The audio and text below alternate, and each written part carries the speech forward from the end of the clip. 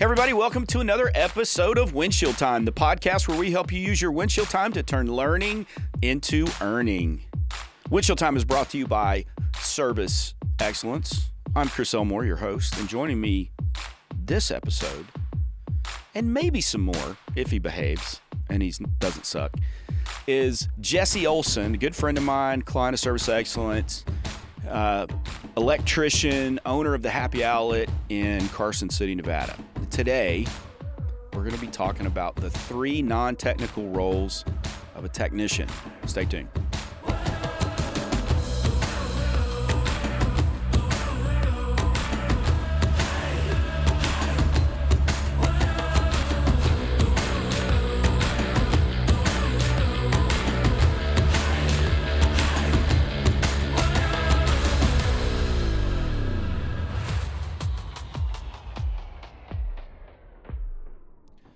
Jesse, welcome to Windshield Time.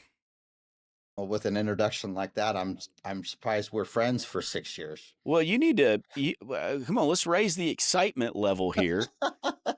Let's raise the excitement level. But yeah, this is the first time you've been on. Did you do one years ago with me? No, we've tried a couple of times, but it just never worked out for whatever reason.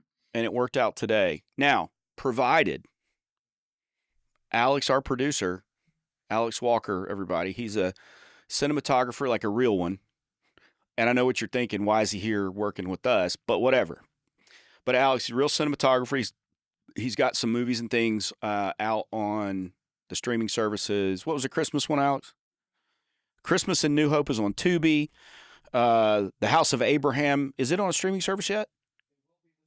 Okay, it's coming out this fall on streaming services. It was in theaters last month.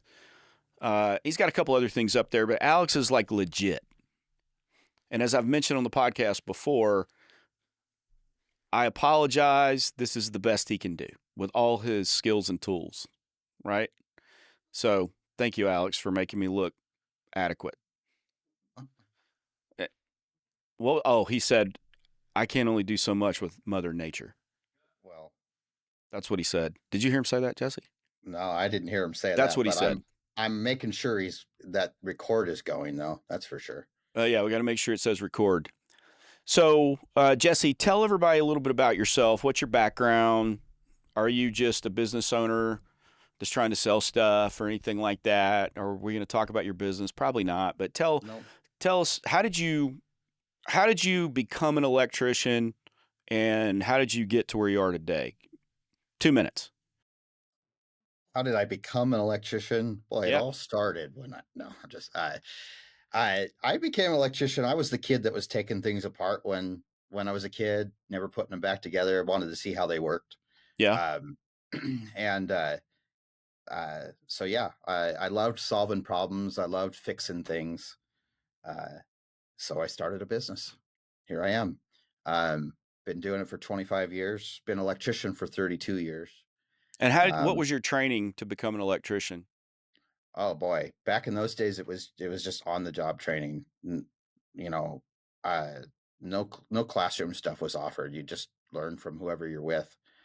And about 10 years into my trade, I realized that if I was going to advance any farther, I really needed to start taking my job seriously, learning, becoming a better person, really. Just all around, know your stuff. Awesome. And how long have you had the Happy Outlet? 25 years. And how do you pronounce Nevada? Nevada. It's Nevada, not Nevada. Not Nevada. Yeah. Nevada. That's how we know you're not from here. Okay. Texas has tons of words like that. I can tell if you're not from here. Just tons of things. Yeah. Alex, you know what I'm talking about, right? Like what? Like if you went to Gruini Hall, you're not from Texas. Or if you went to Buddha, if you've come to Buddha, we know you're not from Texas. Green Hall, it's Grune, but it said green, like the color. And it's a legendary, what would you call it, Alex? Like a legendary dance hall. There's no air conditioning, just a bunch of fans.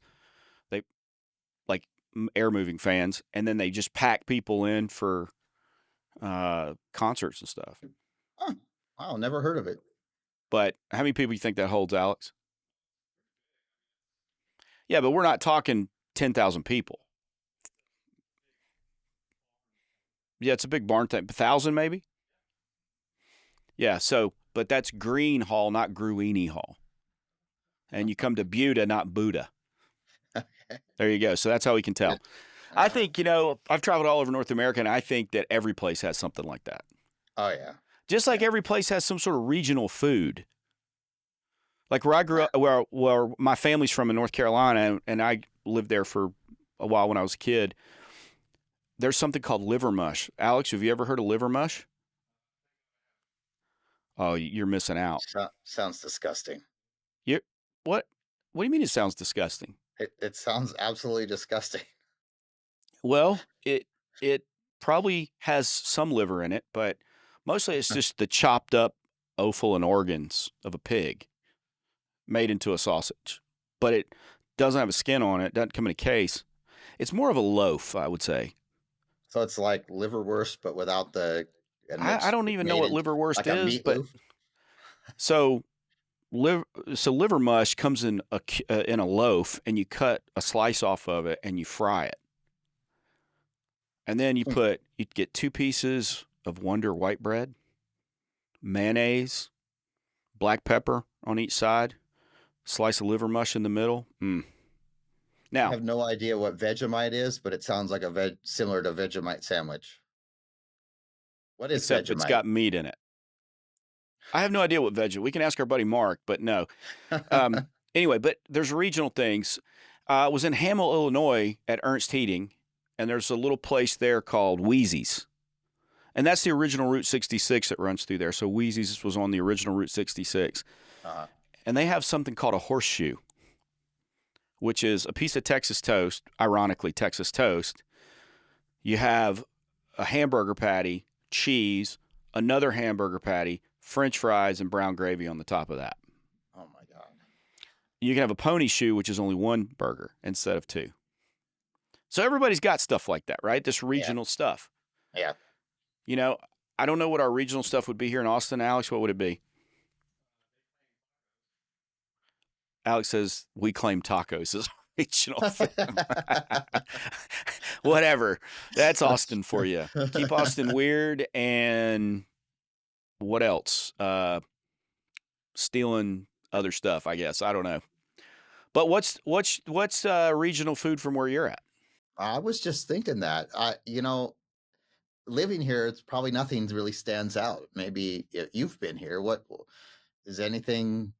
We just have tacos and burgers. There's not really anything different. We're not near the coast, so there's not seafood. Well, Reno, which is north of you, right, is the biggest little city in the world. Lots of casinos and stuff. Yeah. I don't know. Nevada just has a bad rap because it's all casino is what everybody thinks about. Yeah. Right? Yeah. Oh, and forget about Lake Tahoe right up the road. Area 51? That's way south of us. But yeah, Area 51. That's down near Vegas. Okay. And Tahoe's mostly in California, isn't it? Half of it's in Nevada. The line goes right down the worst middle half? of the lake. No. The better half's in Nevada. Gotcha. The California half is all developed, like houses and stuff. The Nevada side, you can go down to the beach and it's all public. I just remember, I don't know where it's at.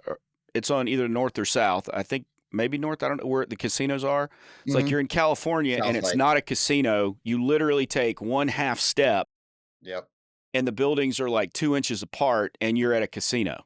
That's in South Lake. In North Lake, there's actually a casino that's right on the state line.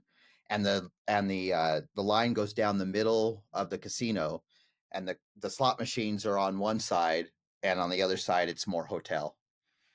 Right down the middle of the lobby. Okay, so guys, this is things you don't know about Nevada that you do know now, and now you know how to say it correctly. Yeah. We've got bumper stickers that say Nevada, D-U-H. That makes a lot of sense. Yes. So let's get into today's topic now that we've bored everybody to this point. Okay. So the topic today is the three non-technical roles of a technician. We may talk about this over multiple podcasts. We'll just see. But again, we want to have a conversation. It's just two friends talking about this topic. Obviously we both have knowledge about it. We're both have similar context and things like that. I work with technicians of all the trades all over the place.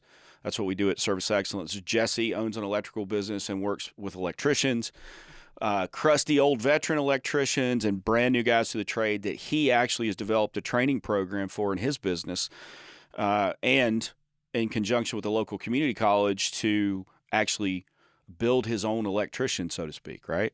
Mm-hmm. Yeah. So tell us a little bit about that program real quick before we get going.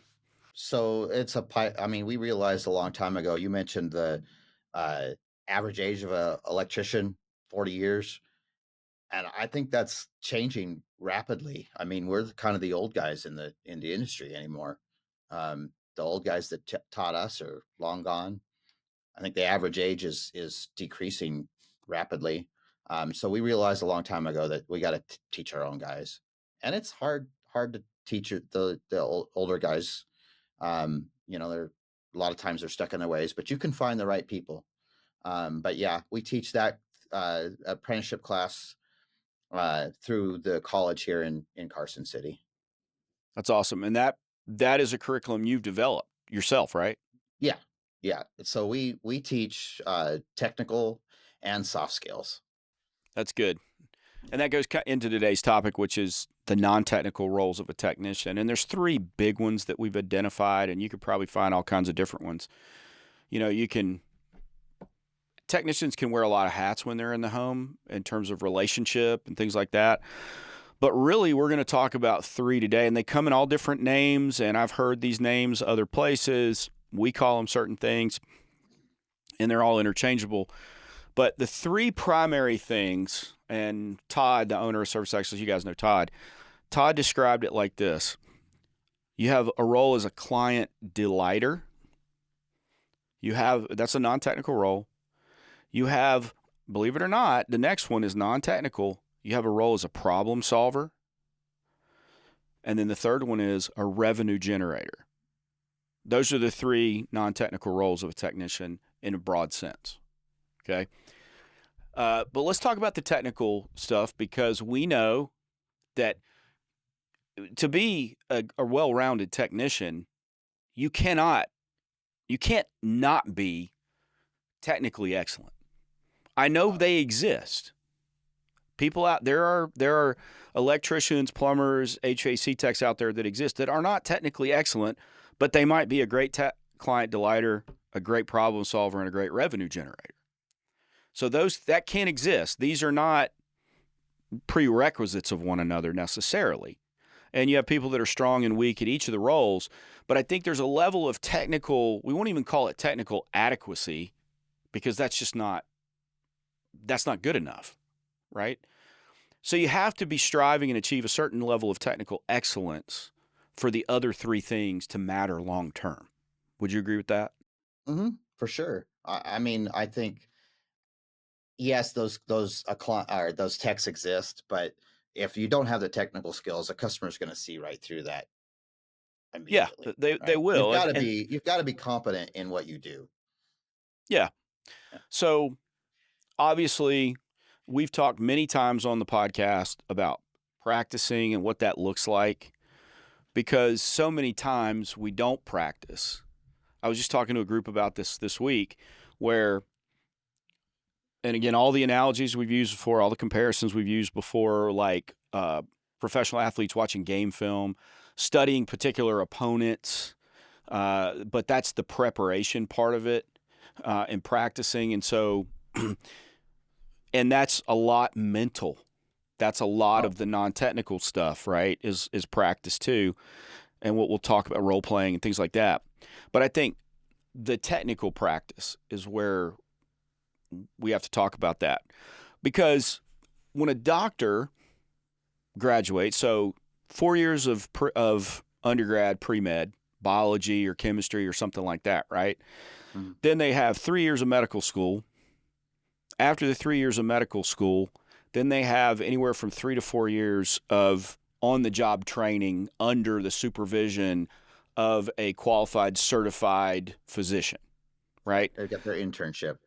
Yeah, basic internship, and then yeah, I think resident. I don't even know what they. I don't. Residency, maybe? Yeah, I I don't don't know know. what they call it. Yeah. But that it's kind of like in the States, like especially for electrical.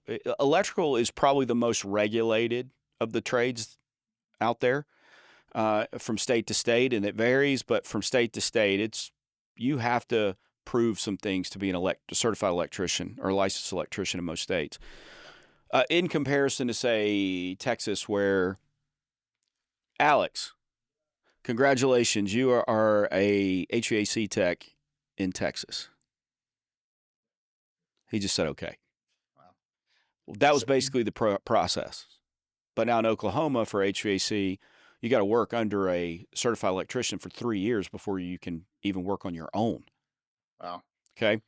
And so a doctor goes through all that too with the schooling and everything. And it takes, 10, 11 years for them to be able to work on their own without having to be supervised.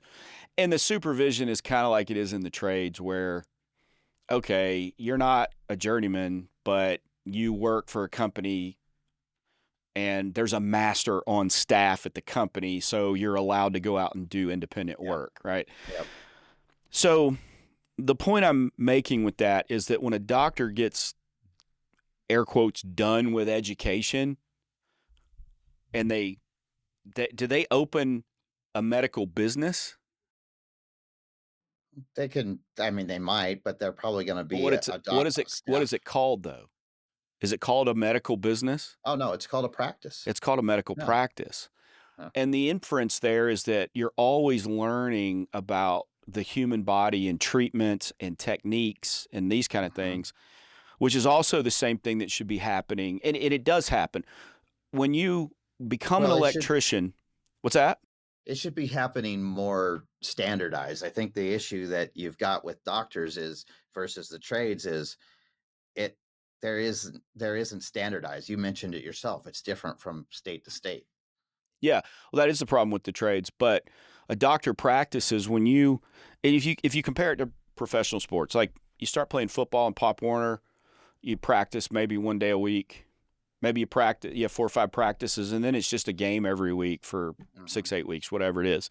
Well, then now you move up a level, and maybe you're playing for your high school or whatever, and now there's practices. You do 2-a-days. Like here in Texas is 2-a-days in August, and then the season starts, and you're practicing still 4 or 5 days a week. There's limits, obviously, on how much they can have you practice.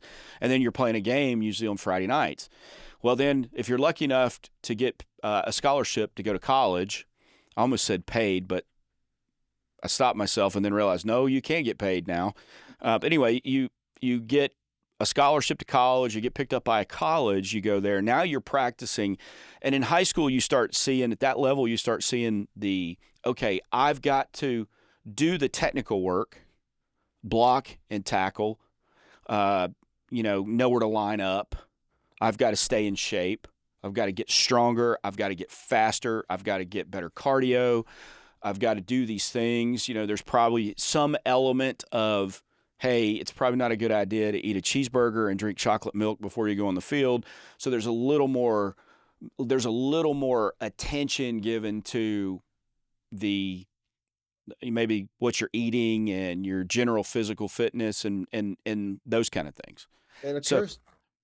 Go ahead. What were you gonna? well, then you get into college, and what happens is now that becomes more important. So, but there's also in high school, there's a little more of the mental game because you got to remember plays. The quantity of plays you got to memorize in high school is much more than Pop Warner. The quantity of plays you got to remember in formations you got to remember in college is much more than high school, right? Because then you get put in, you could be in a West Coast offense, or you can be in all kinds of different systems you got to know. And then you get into the pros. If you're lucky enough to make it to the NFL or any professional American Football League, the level of mental game and intelligence required is elevated further. And Sure. as well as the physical, but the physical stuff some of the mental stuff and some of the physical stuff is built into the process and the regimen of the team. But there are other things like there isn't a remedial practice for players who need more work usually. So That's usually done one-on-one or they've got to go do something on their own. But learning the playbook, the player has to do that on his own or her own. They got to, I guess women can play football now. So whatever sport, I don't care what it is, and I don't care man or woman, whatever.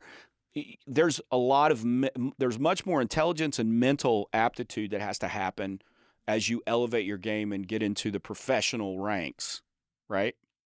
well, I mean, as you're talking, the things that come to my mind, I kind of make myself a note so I wouldn't interrupt you, but uh, the it's seeing the value in the practice, right? Because what you're describing is like for instance, you said eating before practice and the play. They see the feedback right away, and it connects to the technical that you started out this conversation with. Yeah. Like it we've had many techs over the years that practice. Oh, we've heard this before. And of course, you try to focus on, well, there's always a gold nugget to take out. You may have heard this before, but it's reinforcement. Yeah. We've had some turnover in the last 6 months, and what we identified it with is exactly what you're talking about. Is you practice, but then you connect it to, I mean, these techs are fundamentally technicians. They're fundamentally Yeah. mechanics, right? They got their mechanical skills, their technical knowledge. So showing them the value, the practical value of practice. They're like, look, that could have been solved by this. It wasn't your technical skill. It wasn't something you necessarily did wrong. It's usually end up being something you communicated improperly. Mm-hmm. You know, I think a lot of that, I don't know, everything I'm hearing you talk about is, I think a lot of that is just solved by, and you say it repeatedly on these podcasts too, and there's a reason for that. Is because techs they don't see immediately the value of practice. And look at that. Go back to the doctors and the stuff that you're talking about. They do. If you don't practice, you're going to kill somebody, right? Yeah. You're going to we don't do that. We don't make that connection as easily in the trades. Yeah. And I think we can, but that's the thing. Back to the doctor. A doctor's practicing. They're ongoing practicing medicine, right? Which, Mm-hmm. when you stop and think about that for a minute. You're going under the knife for surgery, I'm and every practicing. one of these people is practicing on you, right? Yeah. Alex, do you practice cinematography? Alex said, yeah. Hmm. So, Okay. All but right. are we all practicing? Well, he was practicing when he hit record earlier. So Earlier, when he hit record, he was practicing, and he got instant feedback in the form of derisive remarks from us, and now us making fun of him. But that's the thing, is if we look at, okay, there's the technical role of the technician, and we gotta practice. We gotta practice the fundamentals of what we do, working with the materials we work with, whether it's stripping wire, bending conduit, cutting pipe, soldering, brazing, whatever it is. We got to work with that. All the materials we do, and the techniques that we use, because there's standard best practices for all that stuff. But as the trades, we haven't done a good job codifying that for every trade. Like, I don't know, in electrical, is there some guidebook there's well, the you got electrical the code book. code, Yeah. but okay, we're in the code, but does it say in the code book anywhere how to strip wire? No, the code book's not an instruction manual. Right. If It's saying, anything, it's a minimum design standard. okay, there you go. I like that. Uh, And there are codes for plumbing and there's codes for HVAC, but we don't in at least in HVAC, we don't encounter on a regular basis things that aren't up to code, because it doesn't change as much as the electrical code does every 3 years, right? Yeah, every 3 years. So in HVAC, I guess what you've got duct sizing, volume, air volume, that kind of stuff, but that Yeah, but stuff there's doesn't no change. right, but there's no imminent danger to life from that that could happen if it gets out of whack. I mean, yeah, okay, stop, pull over, calm down. I'm not saying that there aren't some dangerous situations. I know what you're thinking. Carbon monoxide. Yes, there are code requirements, and if we see something that doesn't meet a code requirement, we're obligated to tell the customer about it and do something about it, right? It doesn't happen as often as it does in electrical, I don't think. Or in plumbing, it does, but typically in plumbing and HVAC, where you find code issues, the same with electrical, is if someone is renovating in a particular jurisdiction and they have to pull a permit, that's where we start seeing code compliance things.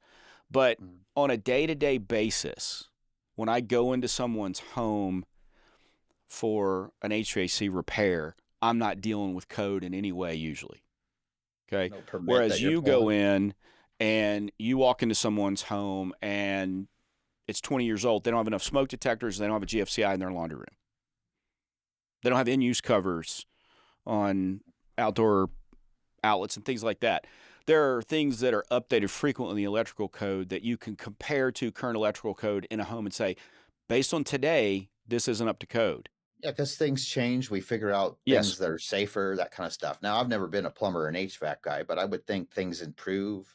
There's still they improvements do, that but get made. not to. It's like now you can't build a house without arc fault breakers. And Mhm. don't, Jack, if you're listening to this, hear the next statement. Jesse, you're not allowed to talk about arc fault breakers. We can have a whole like series of podcasts on that. Yes, you said series, and I'm glad you said that, because if you would have said episode, I would have said no. So, and it's funny, what lubricates you on talking about arc fault breakers is vodka cranberries. I know that. I've experienced Yeah. that many Well, hold times. on. Don't forget the lime. You got to have a little lime wedge on And it. the unicorn straw. I've Well, got that picture. I don't need that, but you gave that to me. And well, you and used it. and the question is why was that even at the lease? We bought it just for you, Mom Jeans. No, no, I don't think so. Yes. So, but anyway, the point is that from the technical side of things, we have to be technically excellent and we have to practice on our own. And that is the thing that really I think is lacking in the trades, is because there is no little leagues for the trades, right?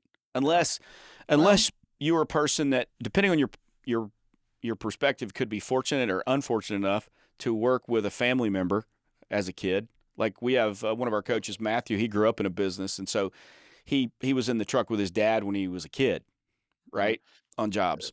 here's a question though: is why isn't there a little league in the trades? Well, A little league, right? I well, mean, yeah, there could be, and I think you look at that as VOTEC programs in schools. We could have yeah, a little league there kind of uh, thing, and prep. high school outreach program. Yeah, we could do that. I know Jack has got something that he's working on called the Light Bulb Lab for electricians, and Yeah, he's doing uh, some great things. he is. And so the when you become an electrician, what do? You go through apprenticeship of some Mhm. sort. Maybe you do on the job. I don't know, but typically 2 to 3 years is what it takes for you to become a proficient electrician that can go in people's homes at a beginning stage. Wouldn't you say? Yeah, I agree with Okay, that. and I would think that's the same for most trades. There's going to be a lot you're not going to know, but you're going to be competent enough to go do the Exactly. work. Yeah. Yeah, and then again, let's compare to doctors. There's a lot that doctors don't know, Well, that's why but you have they're able to specialties. practice. What? That's why you have specialties. Well, that is why you You have know, you specialties, can't but even know new everything. doctors. But this is something I've said many times on the podcast too, but I always remember something that our good friend Kelvin Rogers said. And he calls me Elmer. That's what he calls me. I don't know. I don't care. But he calls me Elmer. He goes, Elmer, a doctor's just a technician that works on people. They have callbacks too. Right, Alex? I heard Alex laughing. Is that true? You like that, Alex? Yeah. It's true. And they make mistakes Yeah. that cause damage. So Just like the sometimes time I it's was brazing and set a building on fire, but whatever. Sometimes it's not just damage though, too. I mean, sometimes it's just what a tech can do. It's a misdiagnosis, Hmm. you know? Um, not your fault necessarily, Yeah. but there's a lot of things that could be wrong with a electrical, plumbing, and HVAC system, and Hmm. you're it's the process of elimination. Doctors have Yeah. to go through the same thing. Well, I want to talk about a previous podcast a little bit, and the principle in there, that principle of competence, confidence, and control. Okay. Well, competence is where everybody starts in the trades. It's learning the technical aspects of things, right? In terms of the technical part, you gain competence. So you get your 2 or 3 years, or you work on the job for a period of time.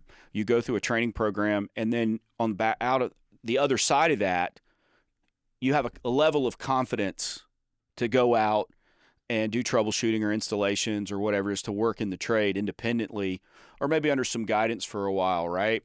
And then that confidence leads to you having better control over calls and the outcomes of calls and things like that. And that applies to the technical stuff and to the, as you said, the soft skills, but the non-technical roles.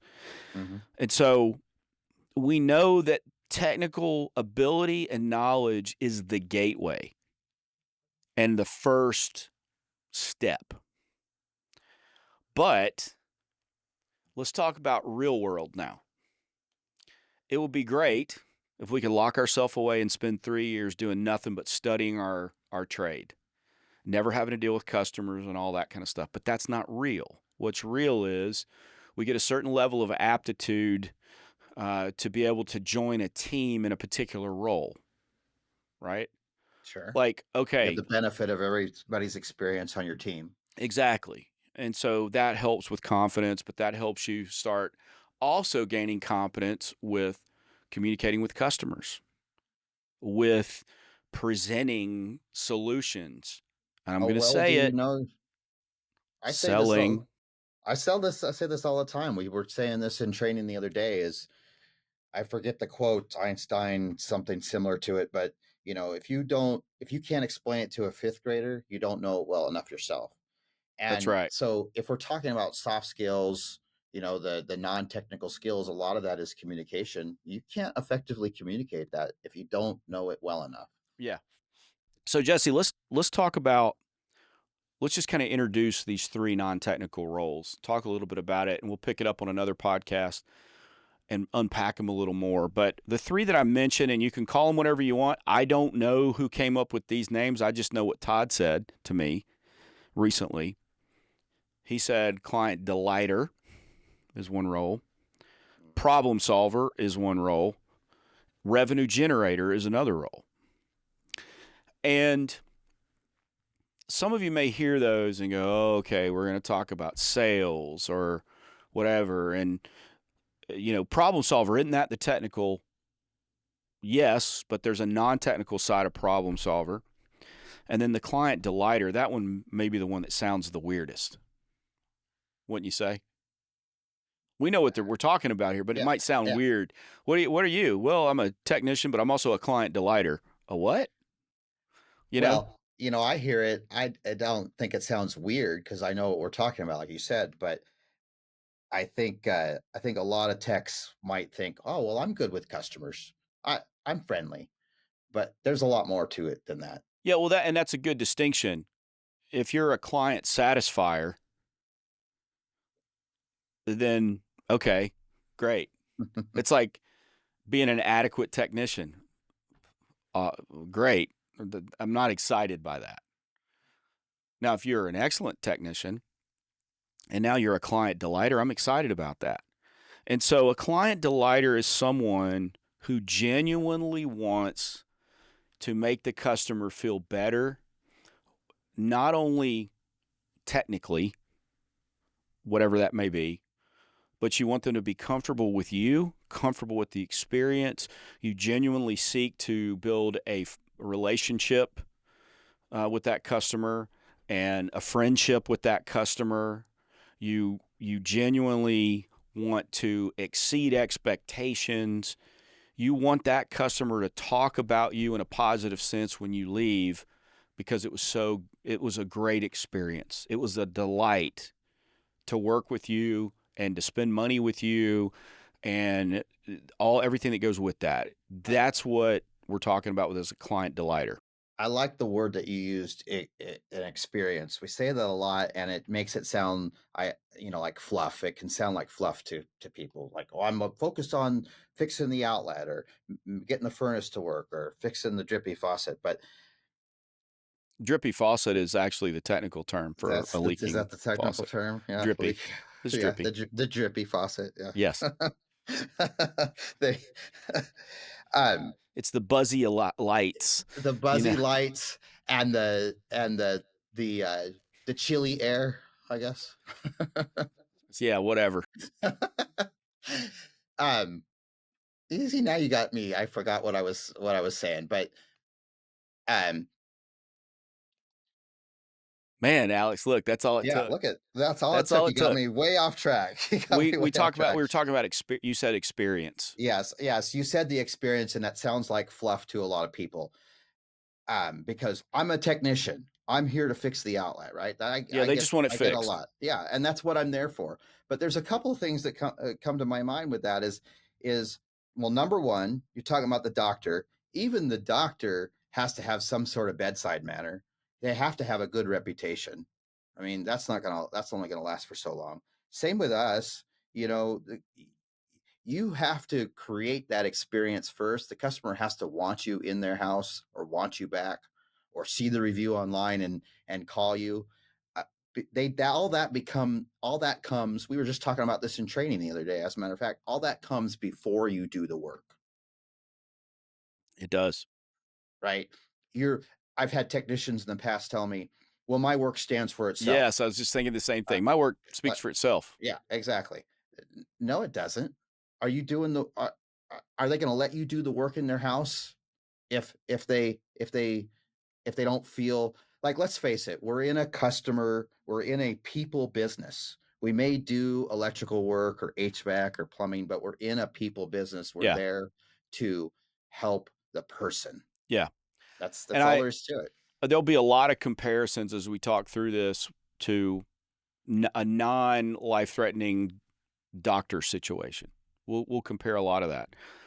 So that's a client delighter. Or what's a problem solver? A problem solver is not just the person who fixes it. If you cannot communicate the issues and you cannot communicate clearly what needs to be done to resolve those issues, not only today, but to make it work the best, last the longest, be the safest, and be the most reliable, then you're not going to be seen as a problem solver the way you think you are. Now, you can solve a problem by putting a Band-Aid on it. I solved it. It's Literally in working, electrical, right? you can solve a problem by tightening a wire nut or tightening a screw, right? Sure. And the question is how long does it stay solved? Yeah. And so you can be a problem solver and you can do technically excellent work. You could be the best electrician that's ever touched the system, the best HVAC guy they've ever had in a house, the cleanest, nicest, or cleanest and highest technical level plumber that the world has ever seen. But if you cannot communicate how you did it, what needs to be done, or what's wrong, what needs to be done, and what you did, then the fix just becomes the fix. It doesn't have a lot of value to it. So you're not seen as the problem solver that you think you are. Yeah, you're seen as, well, I called the guy and he came and it's not doing the thing it was doing before, or now it's doing the thing it's supposed to do. But that's all you're going to be. So you have to be seen as the problem solver because you can't operate behind the scenes. You said we're going to use the doctor analogy a lot. Well, here you go. You go to the doctor, you've got a headache. He gives you some prescription. You go get the prescription. Your headache goes away. You come back a week later because there's a bigger problem. He didn't look into it further. He didn't do any kind of Yes, and that's definitely part of it, is doing the whole job, right? Doing the whole evaluation. But what I was thinking when you were giving that analogy is, you go to the doctor and you think about the experience. You're probably with the doctor 5-10 minutes, gives you a prescription. You go pick up the prescription, even with your insurance, it's going to cost you money. Then you're going to get the bill from your insurance company that, here's your portion. We covered this much. And you're going to be like, for 10 minutes. Yeah, there's no value in that. So there's no value. The problem was solved, but you don't see the doctor as a problem solver. You see the doctor as an annoyance. You see the doctor as He's there's the just guy no you got to value. go to get to write the prescription note, get his Yep. signature. Yeah. And so that's what we mean by problem solver. And the final one is the revenue producer. And this is what I think this is what makes most technicians feel dirty is the fact that they are selling. You What know, would it's you funny. When you said revenue producer, the first thing I came to mind was not actually the sales guy. It was the installer.